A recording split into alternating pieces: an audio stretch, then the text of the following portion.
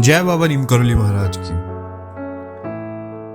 आज मैं आपको फिर एक ऐसी कहानी सुनाने जा रहा हूं जो सच्ची है और एक ऐसे भक्त के साथ हुई है जो पहले बाबा नीम करौली महाराज को उस तरीके से नहीं मानते थे जैसे वो बाद में मानने लगे। ये एक ऐसे भक्त की कहानी है जो 1950 में महाराज जी से मिले। वो जब मिले वो अपने बॉस और महाराज जी के साथ नैनीताल से हल्द्वानी जा रहे थे। उनका जो बॉस था वो एक सरकारी मंत्री था और वो पहले से ही महाराज जी का भक्त था, तो उन्होंने महाराज जी को लिफ्ट दी थी, तो इस तरीके से वो उनसे मिल पाए। लेकिन ये आदमी रास्ते में सिगरेट पी रहा था और ऐसा व्यवहार कर रहा था जैसे महाराज जी कोई आम आदमी हो।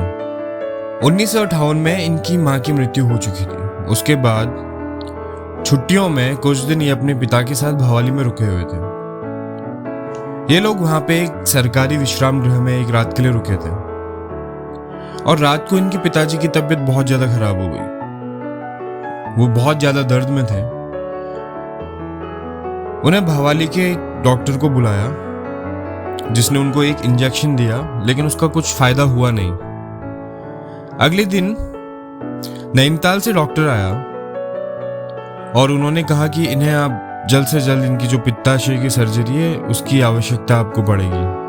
तो उसी दिन ये लोग भवाली में एक टीबी सैनिटोरियम है, तो वहां पे भी इन्होंने डॉक्टर परामर्श लेने के लिए ये भाग गए और वहां पर एक छोटे से हनुमान मंदिर के उद्घाटन का उत्सव मनाने के लिए पूजा की तैयारियां चल रही थी,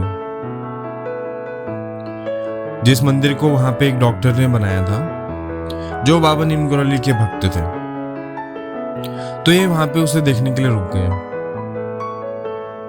बाबा नीम करौली वहां आए थे लेकिन वो छिपे रहे, ज्यादा किसी से मिले नहीं। लेकिन ये भक्त उनसे मिलने के लिए उत्सुक हो गया। बाबा नीम करौली वहां ध्यान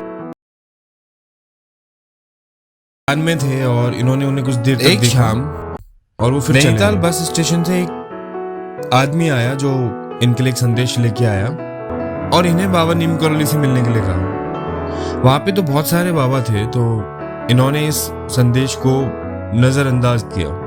लेकिन ये जब रात को बस स्टेशन पे गए और पूछा कि जो ये मैसेज था वो किसने भेजा, लेकिन किसी ने कुछ बताया नहीं, किसी को कुछ भी पता नहीं था। तो इससे जो इनकी जिज्ञासा थी और ज्यादा बढ़ गई। तो इन्होंने कहा कि ये बाबा नीम करौली कहाँ मिल सकते हैं। तो ये वहां पे गए और बाबा नीम करौली महाराज जी से कहा कि तुम्हारा नाम ये है और तुम्हारे पिता बहुत ज्यादा बीमार हैं। तो उन्होंने कहा जी सही, यही बात है। उसके बाद बाबा जी ने बोला तुमने सोचा था कि वो मर सकते हैं, लेकिन भगवान ने उन्हें ठीक कर दिया है। डॉक्टर ने कहा है कि उनका ऑपरेशन होना चाहिए, लेकिन वह नहीं होना चाहिए, वो ठीक हो जाएंगे। और बाबा नीम करौली महाराज ने इन्हें अपने पिताजी के लिए 2-3 आम दिए जो इन्होंने खिलाया और वो ठीक होने लगे। कुछ दिनों बाद बाबा जी ने इन्हें फिर बुलाया।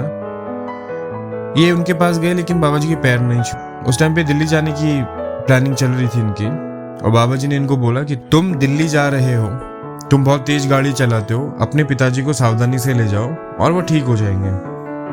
तो इससे जो ये भक्त इनके दिल को बहुत ज्यादा प्रभाव पड़ा। इन्होंने महाराज जी के तुरंत पैर छुए।